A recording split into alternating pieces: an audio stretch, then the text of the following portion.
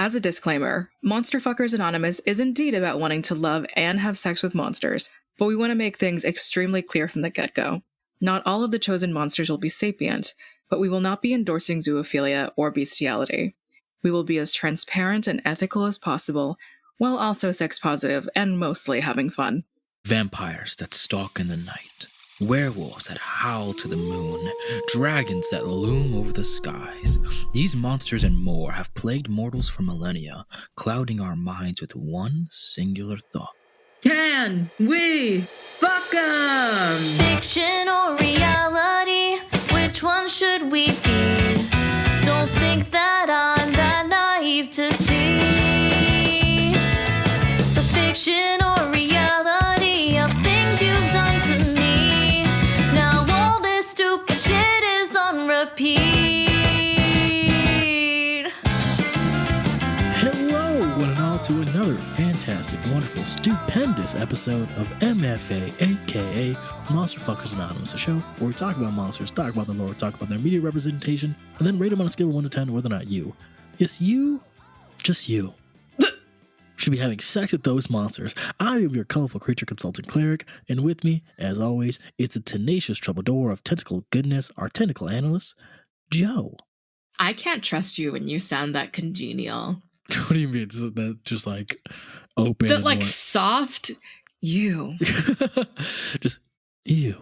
Does not sound nice? No, because I don't trust you. Or you have like a knife behind my back and just like, Hoo-ah! Yeah. I mean, probably, but who knows? Joe, how you feeling today? Good. I'm finally rested. Rested and alive and ready to talk but about I also have had a lot of body pain and fatigue, so mixed bag. So we'll take our wins. We'll take our wins because we're here to fight through the pain, through the Wi-Fi troubles, through everything to give you, literally, you the best episode possible. So, Joe, are you ready to talk about what we're going to talk about? The topic for today. Episode? I don't know. It's the best episode. The best one. I don't think it's even ranked in the top 5. It doesn't have that. The energy is not there for the best episode. But yeah, it'll be. We can be episode. funny. We can be funny. We'll make you laugh. We'll make you a little. We'll let you do a little exhale from your nose, like. That was from your nose? No, that was from my mouth. That was I was gonna say. I'm doing Foley work, Joe. It sounded like you blew right through a straw. Like how I just blew up. I do like. I don't even know if you can pick up an exhale nose. Like, let me try. I'm afraid if I try to breathe out through my nose, I'll snot everywhere. Did you hear that? Hold on, wait. Be quiet. I did. Quiet. That was a nose exhale. You sound like an animal sniffing. All right, Joe, what the fuck are we talking about today? We're continuing on. Last time we talked about pride, and before we had done lust and wrath, and now we are on to greed. Yes, greed. Not the deadly. Is it the deadliest sin? I don't think I don't think it was ever called the deadliest sin. I think pride is the deadliest sin. That's what it's been called. But greed is a close up there second. Joe, what makes monsters that embody this kind of greediness so attractive? And what makes greed attractive? I don't know. I think we all, to some degree, there's like a level of indulgence that is very interesting to see depicted. Interesting to see how. I think particularly my choice is an interesting. It's an interesting take on greed, especially because of how it's associated outside of myth, like an actual common practice. And it's also an interesting twist to the concept of greed, because to some degree, greed can be kind of cultural. Like, I mean, I think in general, there's like, maybe more Eastern mythology has something to do with like, rather than the sin existing on its own, the like moderation of it has been like an interesting theme as far as going through these goes. I agree. Yeah. I think a lot of Eastern I think even Western myths when it comes to greed is a corruption of ambition, because ambition, like greed, is just a souped up version of ambition, which is an attractive trait to most people. Having ambition is never a problem. It's when your ambitions go past the needs of others that it becomes like greed is an issue. You're becoming greedy now.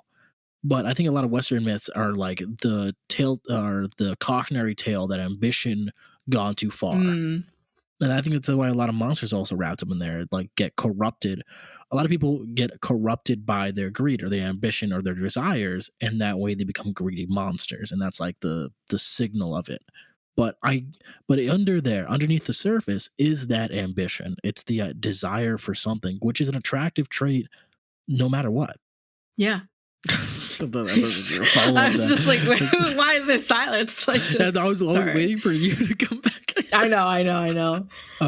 But yeah, so that's why I think there's a lot of monsters that embody greed. But even monsters, quote unquote, like just beings that embody greed can be so attractive to us, even if they are monstrous, because underneath the surface, there is a person who has a desire, and going after your dreams, that's kind of hot. No, yeah, I was already sort of thinking, like, you can have pride, you can have, all this stuff, but like, if there isn't even like an underlying thing you want other than like your image, I think there's something very real about the like, I'm evil because I want this. Like, this is a tangible thing. If I get it, like, fathomably, I could like be completely fine. Like, I maybe wouldn't have to be a villain if I just had this thing, but also the fact that I have it is also kind of bad. There's like something, kind of enticing about that concept. It's pretty sick. I'm a big believer of like, none of the sins are inherent. I'm a big believer. Hallelujah. Thank you, Jesus. Lord, you're worthy. Okay, sorry, you triggered something in me. I know. But I'm a big believer that none of the 7 deadly sins are inherently that bad. It's that it's only when it's done to excess in anything. Because you can have pride. Like you said, you can have pride. You can lust after somebody. That's desirable. You having somebody lust after you. Being envious of somebody else is just like, yeah, I want to covet something better so I can be better. Like, I want what this person has, so I'm going to work harder. Being ambitious is not bad. Being prideful is not. Being a little bit lazy and taking some time for yourself is not bad either. It's when it's done to excess that's always a problem. And I think that's why monsters, and I'm sorry, we're getting on a philosophical track here. But we're getting on a Catholic track. We're getting on a Catholic. We never want to do that. Yeah, no. But we're picking monsters that embody that theme of greed gone to the extremes and how it corrupts and how that makes them attractive and hot. So Joe has brought a monster, I've brought a monster, and Kez, again, has brought a secret monster that we don't have no idea about. We're going to find out today live while recording. And if you haven't picked up on it, we pick the 7 deadly sins every time we don't have a theme or don't have a guest at the moment. Literally. Every time a guest cancels on us, we just record one of these. God, you could have just said that we were just on like a theme track if it weren't for like guests or whatever. You just had to say that we were lazy. Yeah. We're embodying sloth next week. Next time, sloth. We're into the 2 hard ones. Cool. Well, no, yeah, probably sloth, but like because the last 2 are the hardest ones, I think. Well, gluttony, I don't think is that hard, but sloth. Gluttony will be easy. Yeah, sloth is definitely the hardest. I think we should say that one for last because it's the hardest. That's like that might be the most boring episode. True. Okay, we can also just maybe not do sloth. Envy is pretty compelling. Gluttony is pretty compelling. We've done envy. Yes, you're right. Who are we missing? We're missing sloth and gluttony. Is it just sloth? Oh God. Okay. Those are the last 2. Anyways, Joe, do you want to start us off? Why am I starting? Because I started last week. Did you? No, I didn't. You did. Actually, no. So you fucking gaslighting, gatekeeping, fucking shit-eating bitch. You're right. I did this all on purpose. It wasn't definitely just forgetfulness. All right, so it's my turn. So I'll start. Teehee, shut the fuck up, Joe. Stop fucking trying to talk over me. I'm going to pick one of my favorite. I'm driving from Cleric Special Interest again for one of my favorite animated movies of all time. Don't that. Don't that. But it's from one of my favorite animated movies of all time. One of my favorite just general movies of all time. It's a comfort watch. I've watched it many times when I've been homeless. I've watched it many times when I have been in long car trips. It is a comfort movie that I will continue to watch. Toaster. It's a movie I've had sex to. It's and there's somebody in there who embodies the theme of greed. Space Jam. You're getting closer, but I want to take us to Treasure Planet to talk about the captain, the cyborg, John Silver. Okay, yeah. There was once a feared pirate known throughout all the galaxies as Nathaniel Flint. Like a Kandarian Saftwing overtaking its prey, Flint and his band of renegades swooped in out of nowhere. gathered up their spoils, vanished without a trace. Flint hid all of his treasures in one place, a loot of 1,000 worlds, becoming a treasure planet.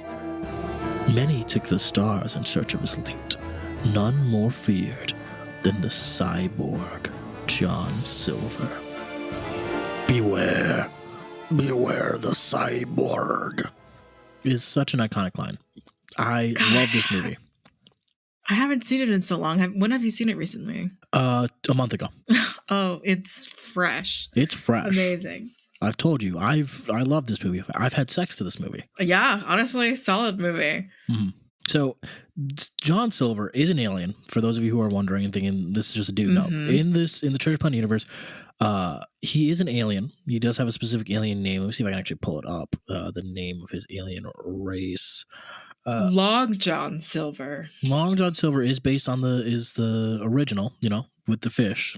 Shout out to the cod. But so John Silver is an alien cyborg. He there's some background lore that is kind of in the movie, kind of like in this lost sequel that never was made, which is a shame. That John was a pirate, but he almost gave up the pirate life for his love. But then he lost his love, so he became obsessed with getting the treasure planet, Flint's treasure, the loot of 1,000 worlds. He is ambitious. He will do whatever it takes. He will lie, cheat, steal. He will make himself look like a passable crew. He will do anything he can in order to get that treasure that he's devoted his entire life for. He's got a dad bod. He walks around with little cyborg legs. He's got big meaty hands. He's comforting. He's fatherly. At the end of the day, he does have a heart of gold, but he has a silver tongue. He's just the best. He's antagonist. He's antagonist. He's protagonist. He's all of them. Multifaceted. Ambitious. I think he was right. Yes. The one I want to talk about some of his. He is, like I said, he commands a crew. He's got loyalty. It's just somebody who, you'll join his pirate crew and they'd be like, listen, I'm going to defend you. Because he did love some of his crew. He did like some of them. And he's somebody who does have loyalty. Because when Mr. Scroops kills Vice Captain Archer, he is genuinely upset by that decision. He's like, you should not have done that. Because he's like, that just makes our lives worse. But also because he's like, I actually like that guy. I liked him. I don't know why the fuck you would do that. And while he is immediately, we introduce him as this destructive pirate who will literally burn down Jim's mother's home, the inn, in order to get the treasure, the map. The interesting thing is, once he meets Jim and they start building this bond, there actually genuinely becomes this fatherly bond of I want to take care of this kid. This kid is everything I wish I had. This is potential here. And for everyone who has daddy issues, which I know is half our audience, this tugged at a heartstring. Okay, well, I don't really relate to that. You sure? Anyway, no, I absolutely agree. God, it is getting hard to think about Treasure Planet without thinking of also Emma Thompson, yes. Captain Amelia. Captain Amelia. She will be talked about in an episode. I swear to God, we will get back to her. An upright citizen, though, that lady. Yeah. But she's a freak in the bedroom. She has to be. She domed the shit out of Doppler. It's Emma Thompson. Yeah. Absolutely. She fucking whipped him down. He's like, yes, sir. But also, she actually is a little bit... No, I'm not getting into it. It's not her episode. It's not about her. It's not about her. It's about Big Daddy John Silver. I will bring up John's big, and I'll think the most detriment point to John. And this is one that even I don't think I can get past. And Joe, I don't even think you can get past. I don't think so. He is British, and he is Cockney. Now listen, because he is Cockney, I think it's worth some of the attention at first, Yeah. By thunder. He's extremely Cockney. And for those of us who hate the British, it's definitely a tough call here.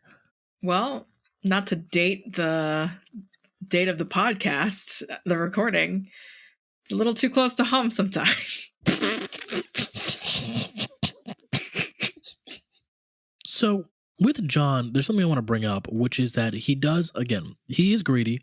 He is somebody who, in the end of the movie, he has a choice between getting some treasure, because he ends up driving a booby trap that blows up the entire planet.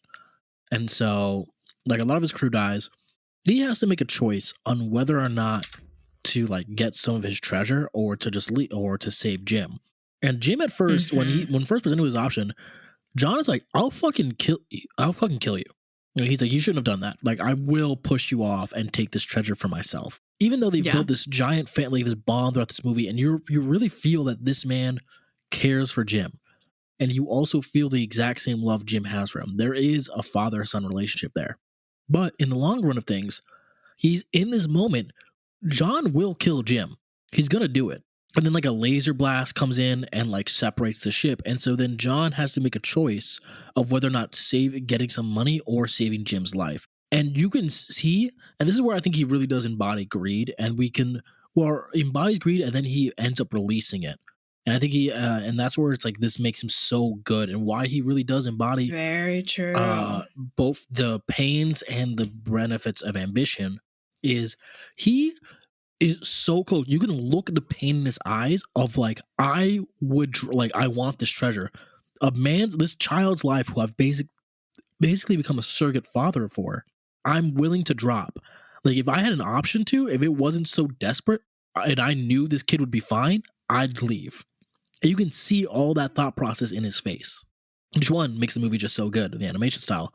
But two, it's like, you see like how ambition corrupts this kid. He's about to leave his surrogate son away. But then we see all of how his ambition and his greed has ruined his life. Basically, he's a cyborg. He has a crew of people who basically just all want money. He's with bands of murderers. He's a good cook. He could have been a great cook, but he's not even that. He's a great captain. But his ambition has drove him to this point, and everyone fears him.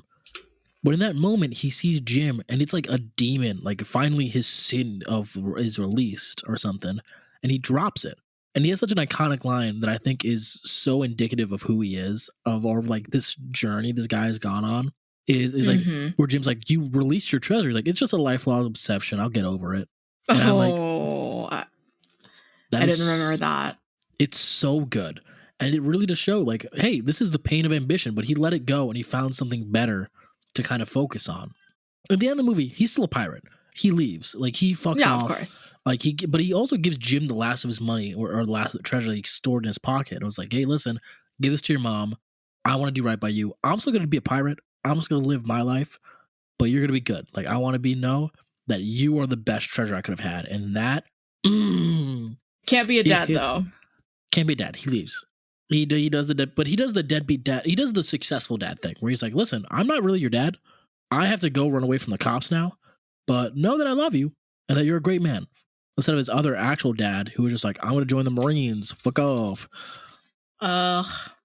Military man. Fuck the military. But there is an unreleased other version of this, of Silver's story. So there is a second, like a kind of like a story kind of thing, Treasure Planet 2, kind of, or like it's like a Battle Procnia, which I forget what it is. It's a sequel game. So, oh yeah, that's what it is. It's a sequel game.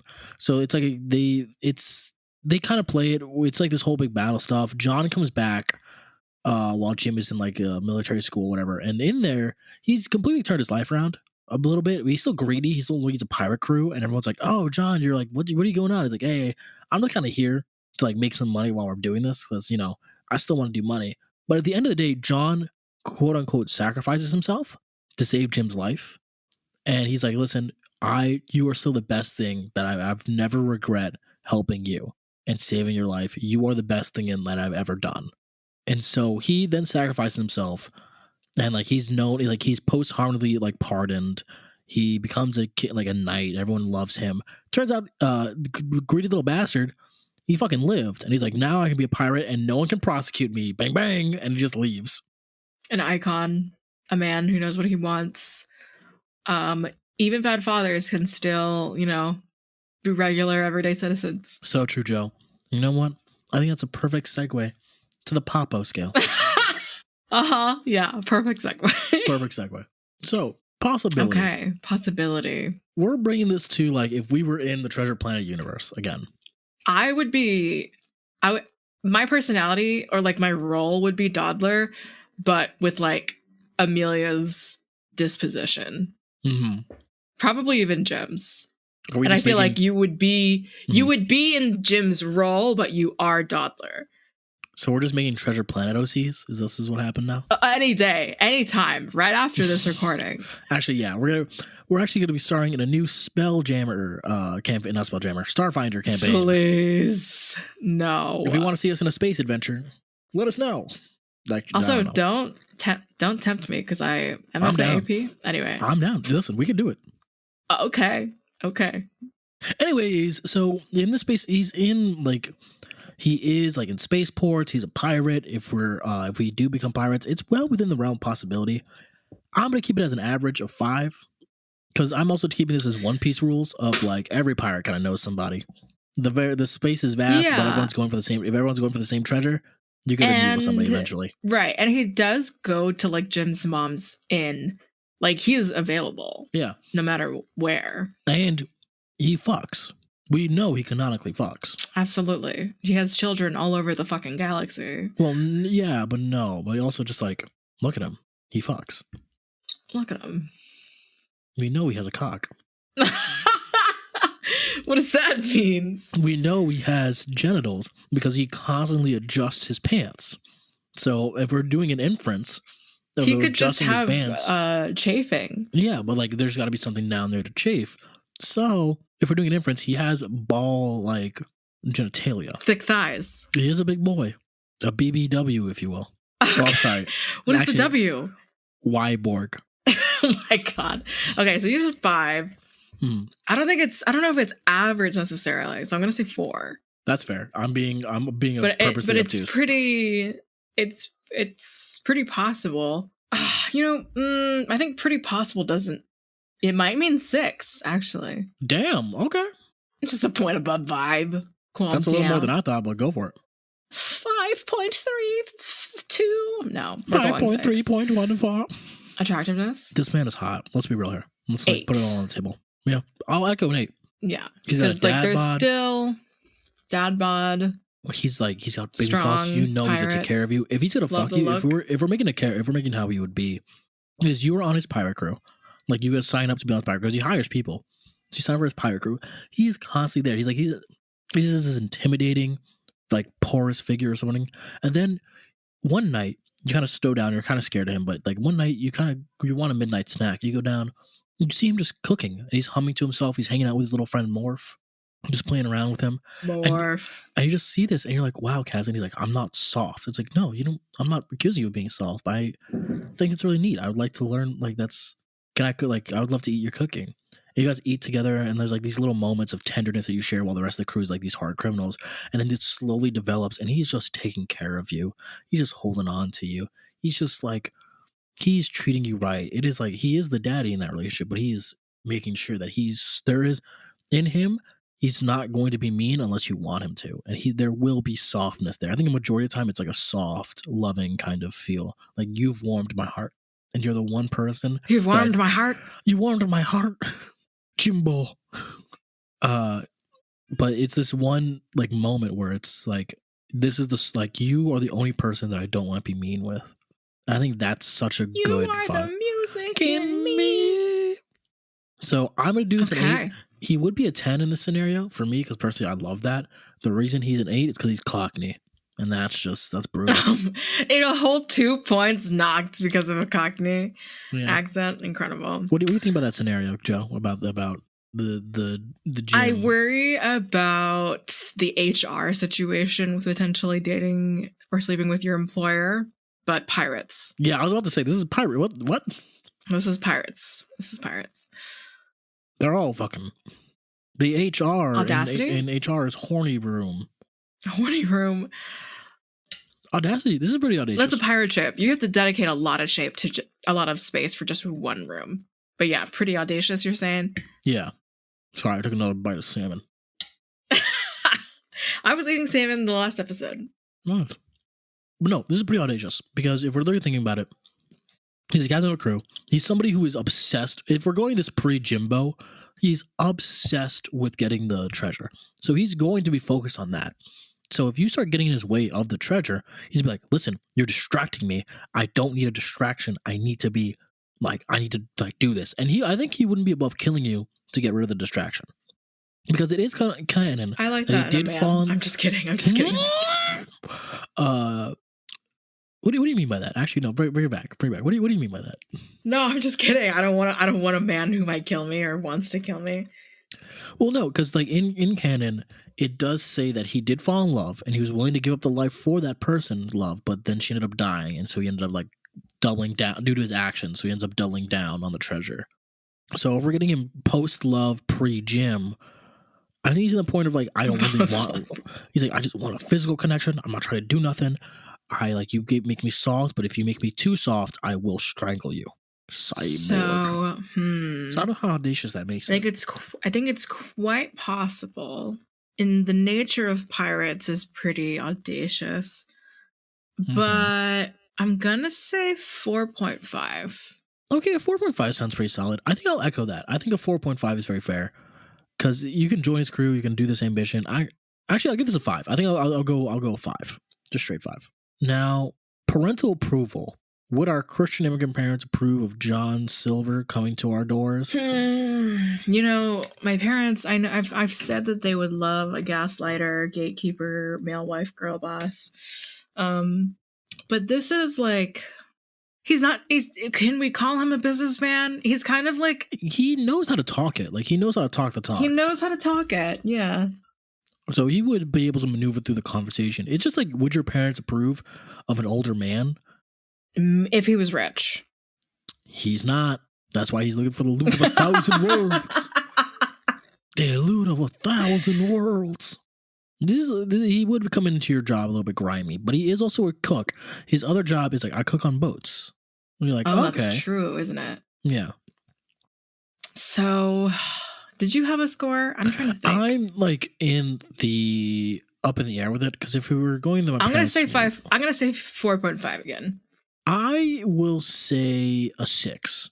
The reason being, this is my military man, so technically my parents would be cool with it, I guess. There's a chef aspect of it. I think he knows how to manipulate a conversation, so I think it would be fine. The 4 points would be for homophobia, and the only one extra point is, hoping. I think he's hot. So there's the adding up of the thought process there. Well, okay. All right, yeah. So with that, we're going to I'm going to click the little ball here and open it up to give us a map to the next destination. It's in the movie, Joe. It's in the movie. I'm sorry. Whatever. We're just going to follow the map to our next destination, which will be Joe's pick and where the math is. All right, let's just fucking, whatever. Let's go. Let's pause for math. We'll just pause for math. Thank you to everybody that's been supporting us on Ko-fi. That's Gwendolyn, Amelia G, Christian J, Daydori, and Akima. The outtakes and scores to this episode should be available by the time you're listening to this. So if you want to listen to those or check out how the monsters for this episode rated, you can go to our Ko-fi and check those out. That's at kofi.com/monsterloverpod. Or if you want to find the link to that, go to our Twitter at monsterloverpod. If you want to support us but don't want to spend the money, that's totally fine. You can rate us on Spotify or leave a review on Apple Podcasts. I've heard it helps new people find the show, but honestly, it just feels good to know how much you like the show. That's all from me. Thank you so much and enjoy the rest of the episode. So for you, Cleric, we have a 5.9 for our lovely pirate, Long John Silver. Long John Silver? No, in the show. Isn't it just John Silver? Yeah. No, in the movie, it's just John Silver. They call him Silver. Okay. You calling him Long John Silver is us getting sued for copyright. No. This is Cass setting me up because she's stupid. Anyway. So for John Silver, that's going to be a 6 for you, Cleric. And then for me, that'll be a 5.8, which gives us a happy average of a 5.9. Okay. All right. 5.9 is pretty good. And Kaz, remember, I didn't call you stupid at all today. So, think about that next time the performance reviews are coming around. Let's Silver out the way with a 5.9. But now, Joe, it's your turn to show us your greed. Show me your ambition. Okie dokie. So my pick that we are going to be talking about is the Pixiu, Chinese mythical creatures of greed. Okay. I've never heard of these before. Yeah, I'm sure. The Pixiu are Chinese mythical sexually dimorphic creatures, taking on the form of proudly winged lions with antlers. Coveters and consumers of gold, silver, and jewels, they are associated with warding off evil, guarding against bad financial luck, and practicing feng shui. Although mischievous creatures, they are loyal protectors of their masters, guarding against spiritual disease, demons, and general harm. Even to their master's death, a Pixiu would take their corpse on their back and ride up to heaven. Joe, what the fuck is this? So, okay, calm down. I'm sorry, I came in with energy. I apologize. You came in with a racial... No, I'm kidding. So these are... You've definitely seen these before in some capacity. Let me try and find a fucking picture that's not a fucking shopping link. So these are regularly placed like figurines or like engravings or statues. The Pixiu are again, they are known as practitioners of feng shui, so they are very much associated with the energy of a room, general interior decoration and design. The whole purpose of feng shui is making sure that good energy is being circulated. Okay. And you've definitely, these are lions that are in front of displays of any sort. But the backstory or the myth, the folklore behind them are kind of interesting, and I am burying the lead a bit because of what I read was so, I'm sure, culturally appropriate. Okay. Makes sense. Beautiful stories, but we're whatever.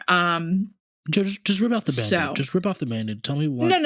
No. I won't actually. So they are proud practitioners of feng shui. They are, these are always sort of characters that are not, creatures that are grouped together. They are lions. They're sexually dimorphic. So the female Pixiu are just purely reading off of Wikipedia. So I'm sure that there's a lot more or less that they do. There are the female Pixiu. They are specifically, it says, the ones that focus on warding off evil or help any sufferers from bad feng shui, so bad room energy. And then there's the male ones that take care of the wealth more specifically. And it seems maybe the more of the Pixiu that are the type that have masters or like handle their masters like fights or like anything that really relates to harm. They can also... They were their kind of creation was because they were cursed essentially into this like animalistic state, but as well, they only eat.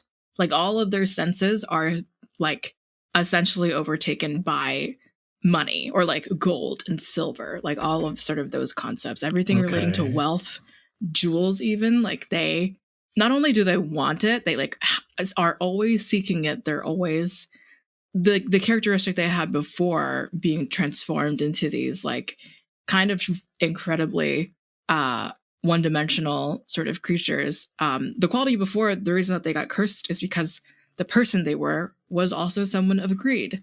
So now like their whole entire being then also has to do with money, wealth in general. That's cool. Yeah, so this is sort of like a penny pincher situation, maybe.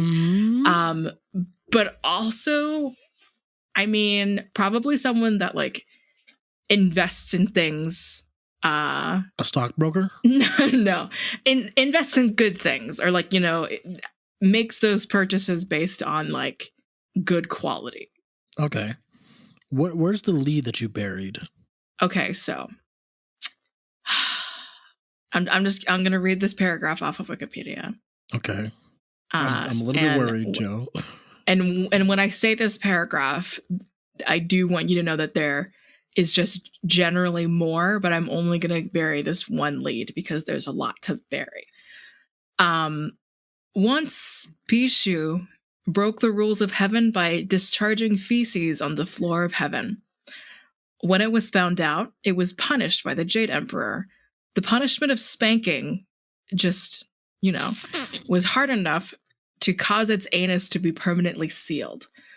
The Jade Emperor further announced that the food of the Pixiu would be restricted to gold, silver, and jewels. Okay. Masochist. So I don't know. We got impact play. We got masochism. I don't know. I don't know. I don't know the digestion situation, but they, I'm sure, have great taste in food. I mean, no longer, because now they can only eat gold, jewels, and silvery. But they have access to it. They can actively find it. They can smell it. They can smell food. Yeah, just because you can smell something doesn't mean you can eat it. I could smell perfume. Well, that's the whole thing that they do. That's the whole thing. They smell it and they can eat it. Okay. Well, no, they can't eat it though. Yes, they can. Their diet is only gold, silver, and jewelry. What is that? So what do you mean that they can't eat it? That they're literally eating it? That's why that's the whole purpose of a diet. But they can only eat those three things. Yeah. So you mean the food? Yes. So if I bring them like a steak, they can't eat the steak because their diet is just that now. Yeah. Unless it has like gold leaf on it or something. Yeah, it'd be a gold encrusted steak. It's the only way you can eat it. Oh God. It's absolutely poisonous. Yeah. People do that. And it's not like it's not like we don't have the gold standard anymore. So it's the gold standard. Not really relevant. So first of all, it means no anal. So, that sucks. But it is what it is. Do you say that to every partner that you have? We're not getting into this now. Okay. I do not. For context. It apparently seems that we have a lot of things to talk about after the podcast. We do. That is apparently not just Treasure Planet OCs. So yeah, I'm trying to picture a personality for this kind of thing, for like just what the Pixiu would be. Kind of someone that is just like unwittingly campy and like kind of the personality of like a dramatic old opera singer lady. Okay, break that down for me. I don't know why that's my thought. Yeah, but because someone that cares about interior design, just like a Taurus. See, I was imagining like a banker. Why? Well, because they eat the gold. They guard that. It's just supposed to be like If they're a banker, well, yes, they're a guard for sure. That makes sense. Yeah, but wouldn't they want to eat it? Yeah, they eat your gold to protect your gold. But they can't digest. You stumped me here. You've brought me here. Okay. I brought you here, and I didn't know. I don't know any of the answers myself. Okay, so. New scenario. Boom, boom, boom. Scrap it all out. Okay. You're right. Interior designer. It's somebody who comes to your home. Interior designer is just like, this is what you should do. This would make your home feel more beautiful, more this, more that. They're like, do you need to use the bathroom? And you're like, no, I'm good, honey. And then they just keep going. I'm backed up forever. I'm constipated. But there's somebody who's like tells you all about this. Like, oh, actually, you would look beautiful and this kind of stuff. This is where your house would look amazing. And you gotta just ended up bonding that. They're like, listen, I actually own a security company as well as an interior design one. So while we designed the beautiful of your home, my husband it'd be like my wife will help you with the interior design, and my husband she does a security company. And you're like, oh, okay, that's really great. It's like, yeah, we have this like little open thing that's going on. And you're like, open? Yeah, because they're constantly in pairs. Yeah, so you're like, open? They're like, yeah, and they're like, no, don't worry about it. So then they start like, you meet the husband, you meet the wife. There's this combination. You're just like, oh, okay, this is very nice. And then slowly you end up just being in a throuple of just like these two people. One who helps you like design the inside of your home, one that helps like protect your outside, and they're just there for you. There's a comfort there of making sure that you're okay, and you're just like the sandwich in their middle, in their throuple middle. You're the little jelly. That's beautiful. You're their jam. Okay, I don't want to be referred to as someone's jam. You're little jam boy, aren't you?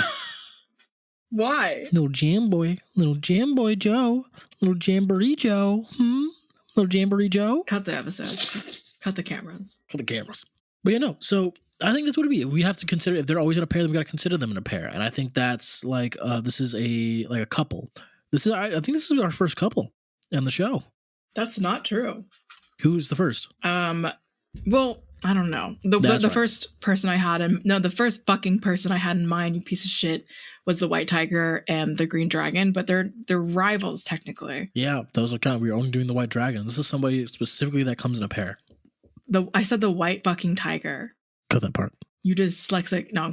But you know, so this is the first like pair that we have. Like this is the first like official, like these monsters come in a pair, so you have to take them with a pair. And if they have the one that protects your inside and the one that protects your outside, I think that's a good combination to have somebody together with you. It will be inconvenient for the Papo scale, but I think that is a good way to do it. This is a couple that invites you into their throuple and like helps you out. Like one has a beautiful home, one has like keeps you safe, one makes you feel like a little bit wanted, one helps you like decorate, make you feel beautiful. Yeah, this is a combo. This is our first wombo combo. Put some air horns on that. Announcer voice that shit. What I want you to do instead, Cass, is I'd like you to do the Mortal Kombat finish him sort of sound instead of what Cleric said. That is funnier. Fine. Our wombo combo. Thank you for noticing how funny I actually am. You know, you're always the one that's known I'm for the comedy brand. No, I'm kidding. I'm fucking kidding. I don't want to be known as a. Okay. Oh, let's get you on let's get you an improv show. No. Joe improv show coming soon. No. Possibility. Oh, we're just jumping. Yeah, we should probably do the show. Possibility. They're fucking everywhere. They're actually a perfect pick for you in particular because they are also known to really help out with people that have absolutely shit luck. Okay. Damn. First off, fuck you. Second of all, you know, that'd be nice. So, just like you know, dating someone that's like a good luck charm. Honestly, that'd be so fucking amazing. 7, because you can like because they're statues when you first find them, correct? Yeah, for the most part. And like also like just depending on if you are a spiritual creature of the, you know, whatever, or I mean, yeah, because like they're known to just like be playing around in heaven. So I don't want to say this is another situation that predicates on you being dead and also in heaven, but they do come down, don't they? Yeah. Like they help you out with your interior design. They're like, we're not doing this. Demons will actually get into your fucking house if you do it like this. So, but yeah, you said 7. I want to send.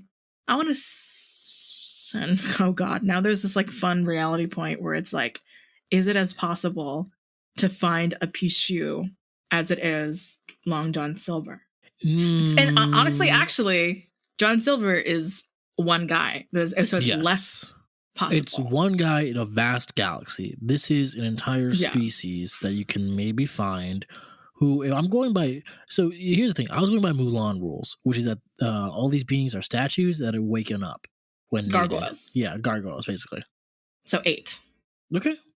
Unless I'm incorrect, if that's not how they work, if they're just up in heaven chilling, then I think that's possible. I like both. Yeah. I really enjoy the idea of either. I'll keep it with a 7.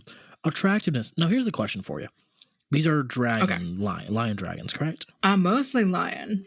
How big are these creatures? I guess it really depends because they can be like in your house as like little altar pieces or like full protectors. I think the bigger they are, maybe the more powerful, the more protector based that they are. So let's go with an average here of like maybe just like in the home, like a big dog in the home, you know? So then the follow-up question I have to that is like, can they shapeshift into human form or are they mostly known in their lion form? Mostly known in their lion form, but they were cursed into their lion form from presumably some like not vacuous, but like some vague humanoid form situation. So I can imagine that they're not that unused to a human form, but I think it's safe to say that they're mostly monstrous. Then I'll give this a 6.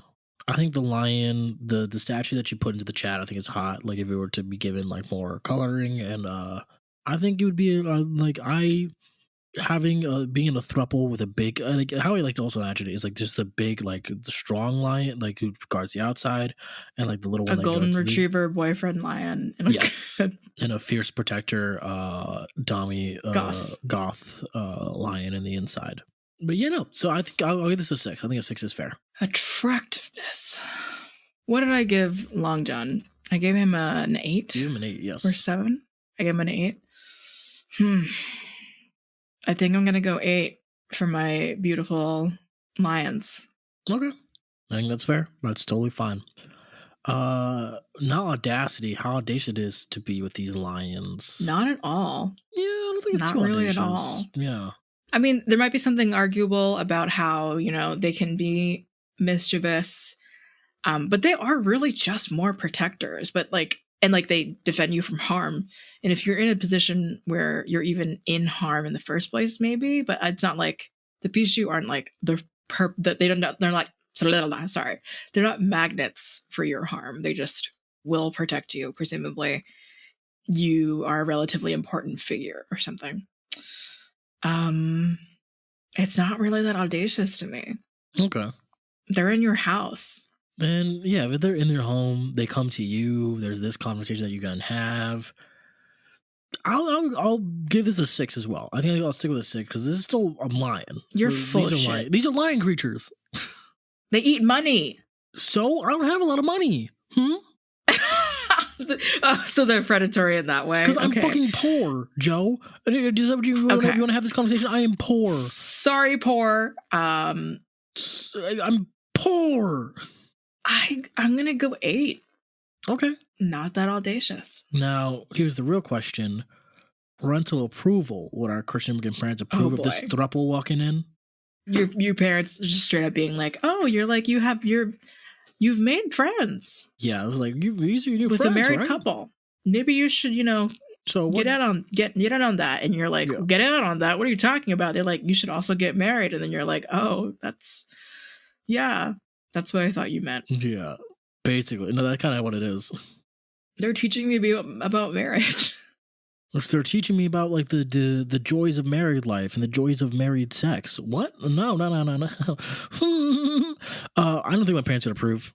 If I brought them with friends, maybe. But if I brought them be like, hey, these are my partners. They're lion creatures. Of course. This is a 2. I did forget that they were lion creatures, so it was just more of like thinking of like, of course, your parents wouldn't let you date, marry a couple. Yeah. No, they are also like terrifying lion creatures. That's true, huh? Mm-hmm. Which is why even without the lion creature part, it's still a 2. It wouldn't really, the lion creature part doesn't really change. Shit. You said 2? Mm-hmm. I'm gonna say 3. Okay. Because in my heart I know it's a 2, but I don't want to go there. All right. Well, let's give up a quick. Let's do a little walkthrough of our place, make sure the feng shui is right, and then pause for a little bit of math.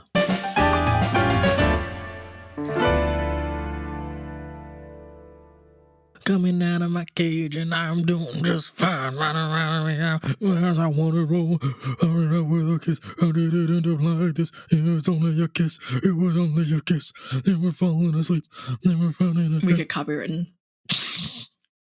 Maybe not, because your cover of that was abysmal anyway. So the results.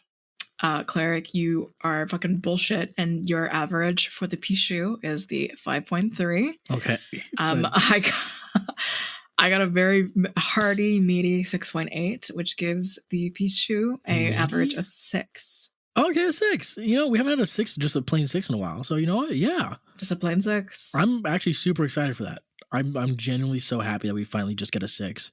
I'm waiting for the 6.9. I don't think we've ever done that. Oh, yeah, I don't think we've gotten a 6.9. The day we get a 6.9 is the day 6.7, 6.3.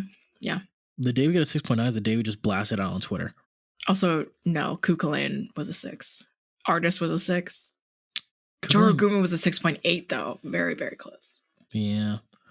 But Kukulane also sucked, so. Okay. Ooh. But now we've gone through your greedy monster. We've gone through mine. Now it's time for what Kez thinks is a greedy monster. Okie dokie. All right. Let's see. If you want to read the tagline first before I open this. Okay. Wait. What? No class, no dick. Okay, so for everyone again, we don't know what this is at all. We have no idea what this is. All we know is the tagline is no class, no dick. I'm going to open this now in 3, 2, 1. Shut the fuck up. This is, oh no. More a whisper than a monster. No Face is spirited away's quiet spirit with a white mask and ghostly black body, looking on from the background. While simple in appearance, the apparition's stoic demeanor belies a tremendous capacity for violence, obsession, and avarice, as seen when he takes over the bathhouse to win Chihiro's attention. Hoarding piles of food and transmuting mountains of gold to gain power over the bathhouse workers. Hoarding piles of food and transmuting mountains of gold to gain power over the bathhouse workers, No-Face became the fuel source of a cycle of greed until Chihiro's righteousness toppled all the spirit had built. Here's a secret about me, and I want to be upfront with everybody here. I have only seen 2 Studio Ghibli films. Actually, I'm sorry, make that 3. I was forced to watch 1, but I've seen 2 willingly. Spirited Away, Okay. The Wolf's Children, which I think are 2 of the best just movies I've ever seen. That is not Studio Ghibli. Dan, I've only seen 2 Studio Ghibli films. One is Spirited Away, and the other is the You are. Cat's That's not vagina. even remotely the fucking art style. Did you say the cat's vagina? No, the cat's. Hold on, I have the Blu-ray DVD next to me. Let me a second. It's Mamoru Hosoda, by the way, Wolf Children. Cat's Return. It's the Cat's Return. The Cat's Return. Yes. That's the one. It's like the prequel. I don't know. It's like the prequel to. It's a prequel. Fuck. What was? Yes. It was. It's related to another Studio Ghibli. Whisper of the Heart. It's a spin-off of Whisper of the Heart. Oh, that would add things together because this shit was confusing. The Cat's Return is not a good movie. It felt like a TV show pilot. I felt like That makes sense, yeah. Or like it was like a pitch deck for a TV show that was going to be further developed. You know? Yeah, I will say the tie-in into Whisper of the Heart is also very strange, but yeah. Other than that, I've only seen 1 basically, and that is Spirited Away, and I do love Spirited Away. I think Kiki's Delivery Service was technically my first Ghibli, but I think Spirited Away was my pretty direct after second. A horrifying one, honestly, to start with. Yeah. Well, No-Face has always freaked me out every time I saw No-Face, even like the mask. I'm somebody who likes masks on people. I think that's a hot aspect of anything. But even No-Face was just a little bit of unsettling to look at. Can I tell you my priorities as a child watching these movies? Sure. There's a scene in Kiki's Delivery Service where there are like cows that lick Kiki's feet, which is just such a gratuitously fucking animated scene.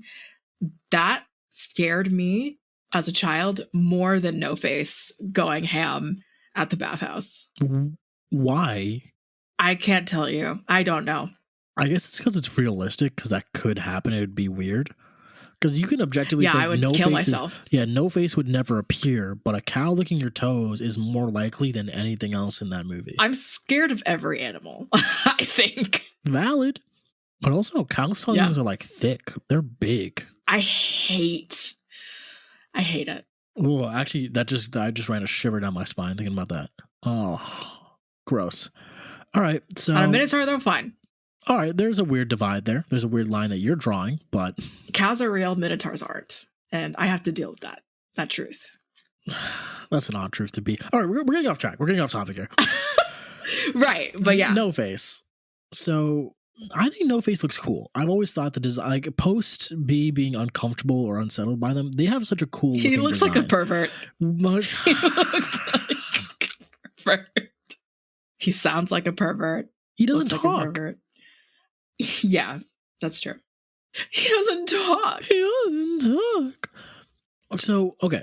I think you're right in his. And I want to say this. In his initial design, I like just the black cloak, simple mask, like leading around. Mm-hmm. His post that, where he starts eating, his mouth comes in out of his stomach and he starts consuming everything.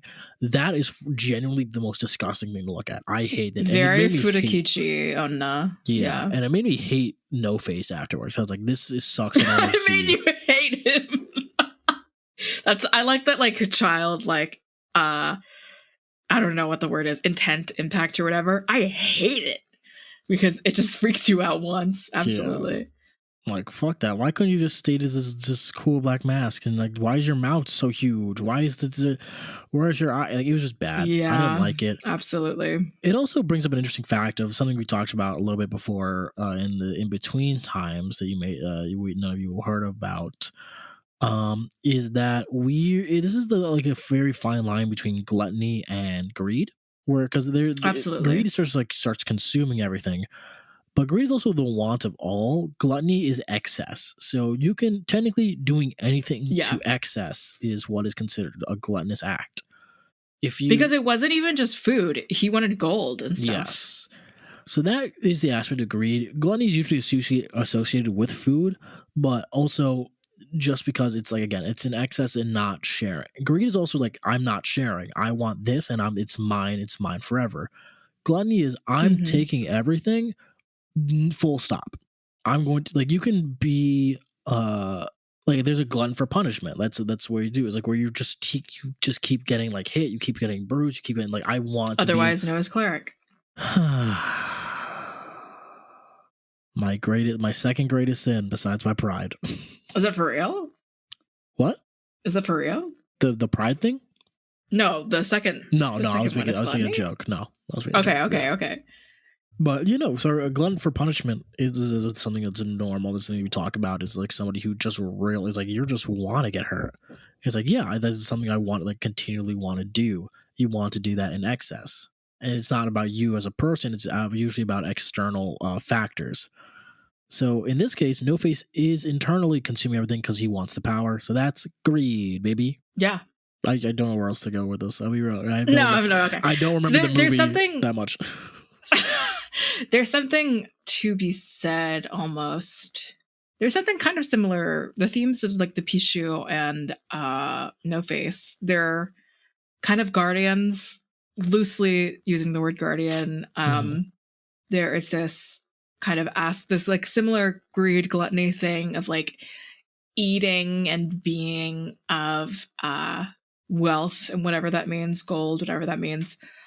With No Face, there is just that aspect of gluttony, and he looks like a pervert.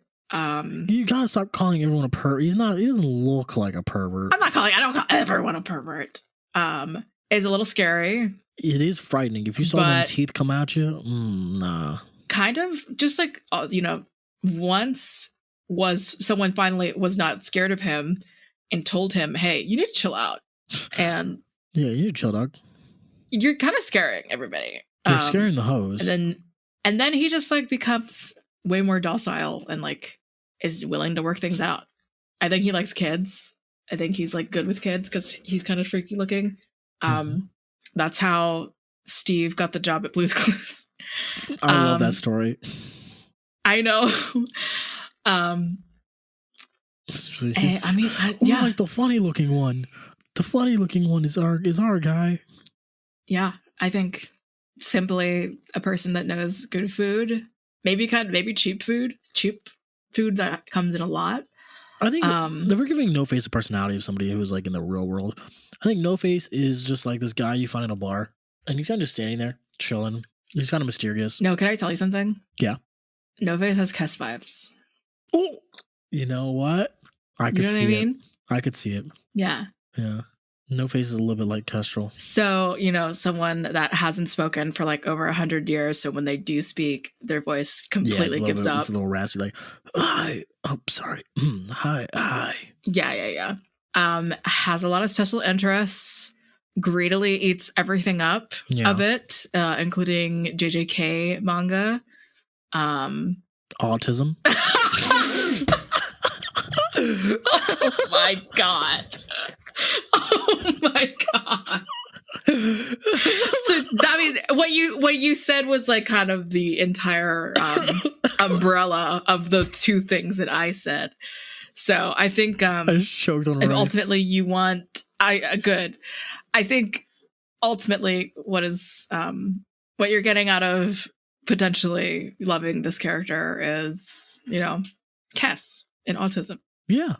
You know what? I wouldn't, you know what? In the positive sense, you know what? Yeah, let's keep it positive. I was going to do a little negative one, but you know what? Let's keep it positive. It's Kes. Potentially segueing us to the scale, actually, just as possible as it is to date Kes, not very possible for No Face. Yeah, you got to go to the spirit world. You got to get spirited away. Whoa, roll credits. You literally, you have to be like almost dead, basically dead. You got to encounter this thing, and Snowface is just chilling. I don't think this is very possible, honestly. Overall, I give this like a 2. I'll echo that. Yeah, it's very easy to die, but how easy is it to get to the place where you navigate meet the spirit creatures world that you need to meet, because you also can't breathe. Yeah, it's a whole thing. So 2 for that. Attractiveness. Now, if we're going by No Face's appearance, the initial mask and just like black body, I think that's hot. Really? If we're going honestly, with he kind of has the long skinny hands kind of is like gloves almost. Giving Babadook vibes. Yeah, absolutely. So I think, for me personally, I think that form is attractive. The problem is the issue that I think we got to do is the second one where he starts eating everything with his big old mouth, the big old country teeth that he got. What did she say? Because they're crooked. So with that, I don't think it's that hot. I think I'll give this a 5. I think 5, just right in the middle. It's a cutie, It's a cutie. I think I'm gonna go 5 too. Okay. Audacity. How audacious is it to be able to get with No Face? Extremely audacious. Like next level. I would have to agree with that.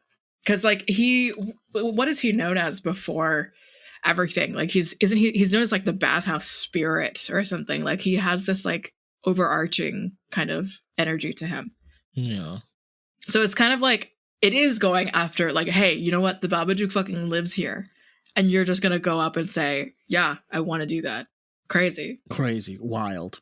Inconvenient. You crazy girl. Crazy. I'm being crazy. So yeah, okay. I think that's fair. I'll echo that too. So now it's parental approval. Would our parents' approval if our We didn't give a score. Oh, we didn't give a score. I thought you gave a score. I wasn't paying attention, and so I thought you gave a score, and I was like, yeah, I'll just echo that. What was yours? You didn't give a score. I didn't give a score either. You fucking idiot. I hate you. I was on Twitter, and I didn't think I wasn't paying attention, okay. So I thought that if you gave a score, I'd just echo it. Wow. Okay. I think, is this more possible than audacious or more audacious than possible, though? I think it's more audacious than possible. So I think it's got to be which 1. That makes... I don't think so, though. To make out and kiss... Okay, well, I think we have to imagine the scenario is that we're already in this world. So I think that's the best way I think to it put would be very possible to kiss. If we're already in this world and we're already just away, in a crazy way. Yeah. I think that's where we have to see a lot of... can I have... I think if we're doing audacity or things like that, I think audacious is like, sometimes we got to assume we're already in that situation and we're going to be with this person instead of like, well, we have to get to this place first. Like if we were in front of this person, we'd be able to do it. And if we're in front of No Face, I do think it's more possible. Yes. Can you change my possibility to 3 and my audacity to 2? And you're going to go 1 for audacity? Yeah, I think this is... No, if we're in person, if we're doing by that audacity, like that rule of our audacity from now on, I think that reps up to another, like a 2 to a 3. Which one? I'll do 2.5. Okay. So now for parental approval, 0.5. Hey, mom and dad. Yeah. Hello, Joe. My lovely child. Remember when I came here last time and I had like this, this married couple and like that, that worked out really well. But then like they died. They died? No, I died actually, and we're all sort of in the spirit world. Yeah. And I found a new person because the other married couple. They were holy, holy spirits. No. They took me to heaven. Okay. They had to keep doing their job. All right. Yeah. This is all making sense to me. Your dad. Yeah. So there's this faceless, completely black, white masked creature that doesn't talk. Yeah. Was only ever overly violent and avaricious and all-consuming until he met me. And now he's completely changed. And I'd like to get married. And I'd love to have your blessing. Joe? My child? Mm-hmm. No. But I love him! No. There's no way. There's no way in this world of the next. Yeah. 0.5. Yeah. 1. Yeah, there it is. There it is. All right. Well, then, let's get spirited away to find some math and end this little episode. What do you say, Joe? End it. Sounds good. All right. We'll pause for math.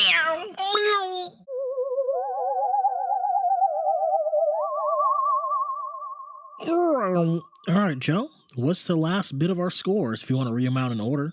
Yeah, of course. So for No Face, unfortunately, for our greed episode, my voice cracked.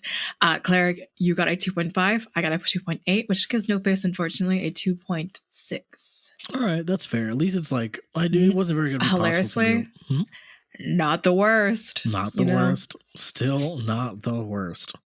So to round out the rest of the scores throughout the episode, our loser today is Cass. With the producer pick of No Face from Spirited Away. Okay.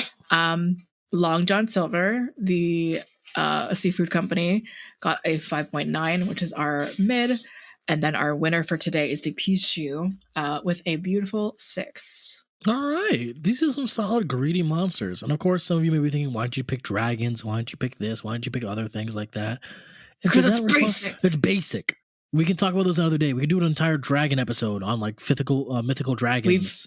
We've already done it on regular dungeons. Yeah, and dragons. We could pick it for like other like media dragons. That Smog is on the list for something. All right, get off our dicks. But I got to talk about my special interest that I love of Treasure Planet. Joe got to talk about getting threesomed, and Kaz got to be embarrassed once again. So I think a classic episode. A classic MFA episode. Just nice, simple, to the point. Good to hear our voices. Any closing thoughts, Joe? Do you ever shit on the floor of heaven and then Joe, I have IBS. Of course I've shit on the floor. of heaven. Of heaven. Heaven's and Gate. I'm an atheist. Heaven's Gate is what I call my porcelain throne. You know what I'm saying? Oh my fucking God. All right, everybody. Bye. Bye.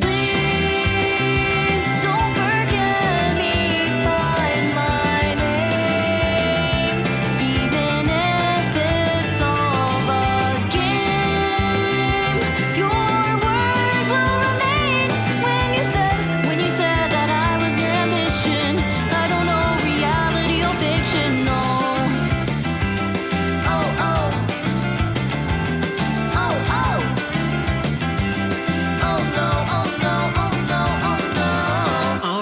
So the test results are in. Cleric is positive what analogies for, are we doing? I'm positive for what?